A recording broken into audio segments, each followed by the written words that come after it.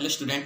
So let's see that is the ribs. So here you can see that is the ribs. You know that is the 12 pairs of ribs that should be present into the thorax, and it is attached anteriorly with the sternum and posteriorly with the thoracic vertebra, that is the 12 thoracic vertebra, to form the thoracic cage or the thoracic cavity, and in which that is the many vital organs they are protected. So the 12 pairs of rib that should be divided into the true ribs and the false ribs. So true ribs, that is from first to seventh rib, as it is directly attached to the sternum, and the remaining 5, that is called the false rib, so because that is not directly attached to that the sternum. Out of these, the ribs are, they should be again divided into that the typical rib and the atypical rib. So the typical rib, that is from the 3rd to the 9th rib, that is called the typical rib, and the remaining, that is the 1st, 2nd, the 10th, 11th and the 12th rib, that is called the atypical rib. So let's see that is the demonstration of the all typical and the atypical rib. So here you can see that is the first rib, and you know the first rib, that is the atypical type of rib. So it have, this is the anterior end, this is the posterior end, and this is the shaft. So here anteriorly you can see that is the facet bears, and this facet is articulated with the first costal cartilage. Then the posterior end, it consists of, that is the head, neck and the tubercle. So head, it should be forming, that is the facet which is attached to the first thoracic vertebra to form the costovertebral joint. Then this is the narrow part, it is called the neck, and this is the tubercle. So this tubercle, it is attached to the facet present on the transverse process of the first thoracic vertebra. Then that is the shaft. So shaft has the two surface, that is, this is the upper surface and this is the lower surface, and the two borders, that is the medial border and this is the lateral border. So on the medial side, on the upper surface, there is presence that the tubercle. So it is called the conoid tubercle, and both lateral side of the conoid tubercle, that is on the anterior side and the posterior side, it shows that is the groove, this one. So that is the first rib. And for the side determination, you can see that is keep the rib on the plane surface. So that is this side of the rib that should be bears. That is here, if you can turn that the rib, that is the both end, anterior end and the posterior end, it is not touched to that the plane surface. So here you cannot see that is, this is the left side rib, but whenever you can turn that rib on this region, so anterior end and the posterior end, it is attached to that the plane surface. So this rib that should be belongs on the right side. So that is the important denotation point where that is for the side determination. So this is the second rib, that is also called the atypical type of rib, and the size of the rib, it is double than the first rib. So here that is the first rib, and the size, it is near about the double length, that is the double length than the first rib. Then it has same, that is the anterior end, this is the posterior end, and that is the shaft. So the anterior end, it bears that the facet which articulates with the second costal cartilage. Then that is the posterior end, it have, that is, this is the head, this is the neck, and this is the tubercle. Then that is the shaft have the two surface, that is the outer surface, and this one, that is the inner surface. Then on the outer surface, it bears that the tubercle, and this tubercle, it is the cardinal point to identify the second rib. So this is the tubercle which is present on the lateral side, and posteriorly it is attached to the second thoracic vertebra to form the costovertebral joint, and this tubercle, it is joins with the facet present on the transverse process of the second thoracic vertebra. So that is the another atypical rib, that is the 11th and the 12th rib. So here that is the anterior end, this is the posterior end, and that is the shaft. So anterior end, it is the sharp and the conical pointed end, and the posterior end, it is this one, that shows that the facet for the articulation of the 11th and the 12th thoracic vertebra. Generally into that the 12th rib, that the angle is totally absent, and this is the costal groove in the 12th rib that is totally absent. So that is only the difference between the 11th and the 12th rib. In the 11th rib, that is the angle and the costal groove that should be present, and in the 12th rib, that is the angle and this costal groove that is absent. Then rest of the point they are same into that the floating rib. So anteriorly this floating rib, it is not attached to any costal cartilage, that should be embedded into the muscles of the anterior abdominal wall, and the posterior end that is attached to that the 11th and the 12th thoracic vertebra, that is the facet which is present on the body of 11th and the 12th thoracic vertebra. So that is the a typical rib, 11th and the 12th. So here you can see that is the typical rib, and like the other rib, they have the anterior end, this is the posterior end, and this is the middle shaft. So anterior end, it bears that the facet which is connected to that the corresponding costal cartilage.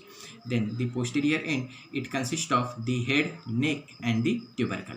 So that is the head consists of the two facet, that is this is the upper facet and this is the lower facet, which is divided by that the crest.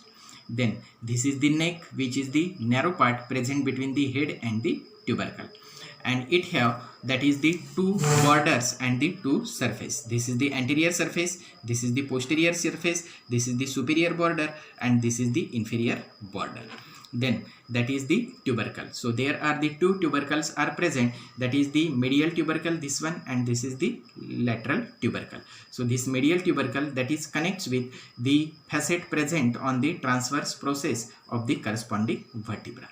Then that is the shaft. So that is the shaft have the two borders and the two surfaces. So that is this is the superior border or the upper border, and this is the inferior border or the lower border. So the superior border, it is thick and rounded and have that is the medial lip and the lateral lip.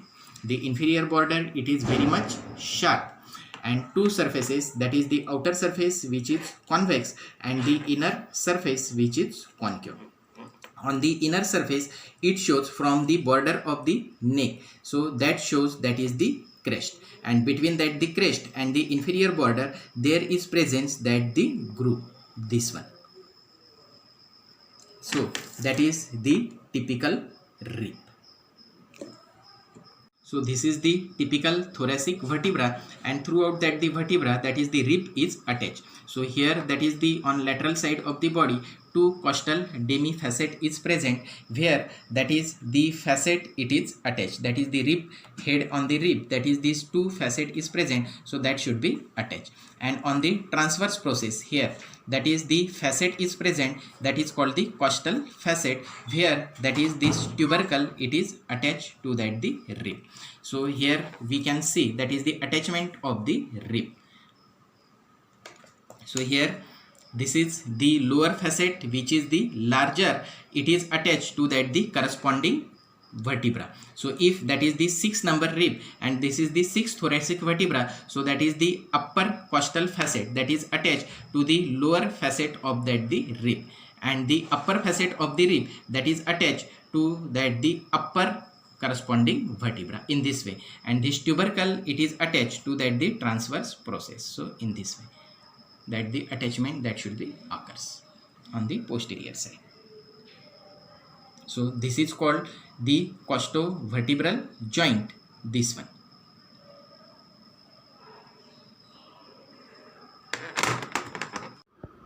Hello student, so let's see that is the costal cartilage.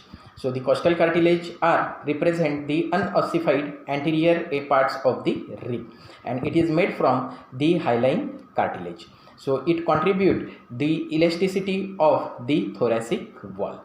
The costal cartilages of the upper 7th rib, they are directly attached to that the sternum, and the costal cartilage of the 8, 9, 10, they are attached to the upper corresponding costal cartilage.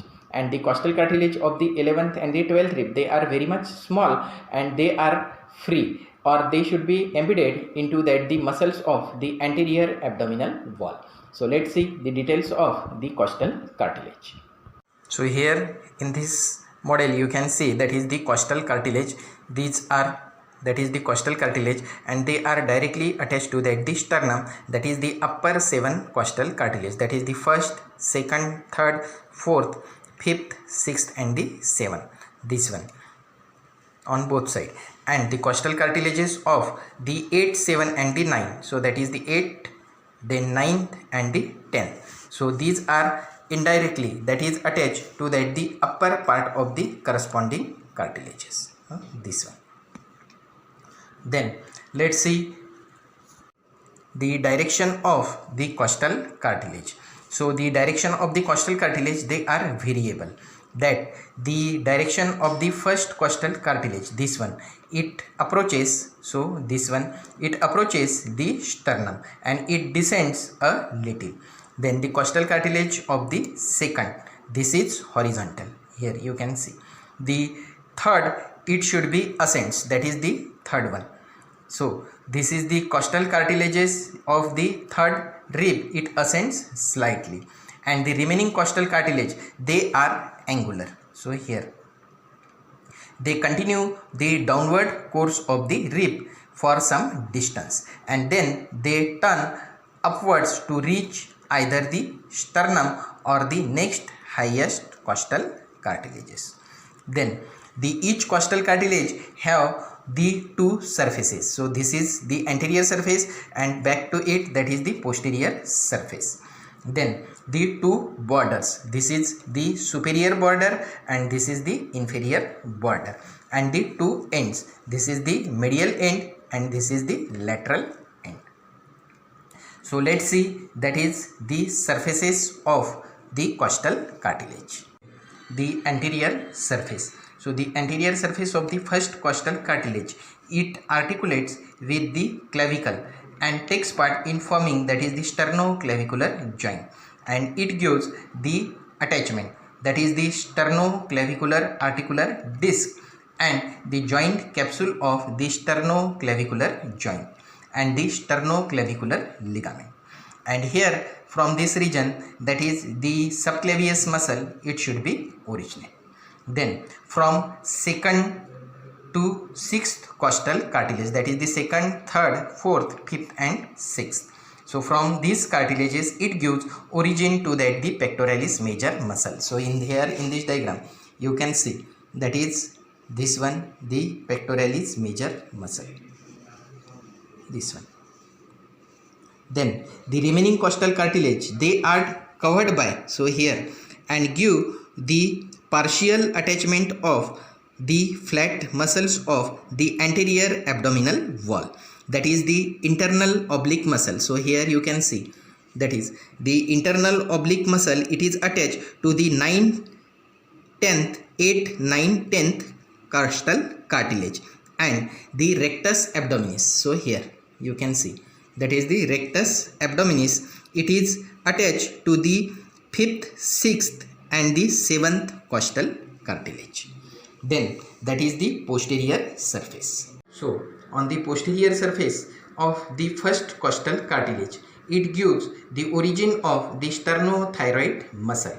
Then from second to sixth costal cartilage, that is the second, third, fourth, fifth and sixth, from this it gives the insertion of the sternocostalis muscle. And from 7th to 12th costal cartilage, it gives the origin of the transverse abdominis muscle and the diaphragm.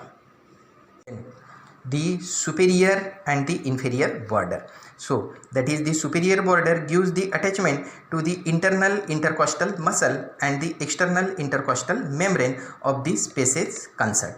And then from the 7th to 10th costal cartilage. So here, that is, this is the 7th, 8th, 9th and the 10th. So from the 7th to 10th costal cartilage articulates with one another at the point of their maximum convexity to form the synovial joint. Then that is the lateral end. So the lateral end of each costal cartilage form the primary cartilaginous joints with the concerned rib. Then that is the medial end. So this one. So the first costal cartilage, that is the medial end, it form the primary cartilaginous joints with the manubrium. Then second to seventh costal cartilage, medial end of the second to seventh costal cartilage, it form the synovial joints with that the sternum. Then from 8, this one, that is the 8th, 9th and the 10th costal cartilage, that is the medial end, that is connected to the next higher cartilage by the synovial joint. And the end of the 11th and the 12th costal cartilage, that is the medial end, they have the pointed, and that is totally free, or that should be embedded into the muscles of anterior abdominal wall. So that is the costal cartilage.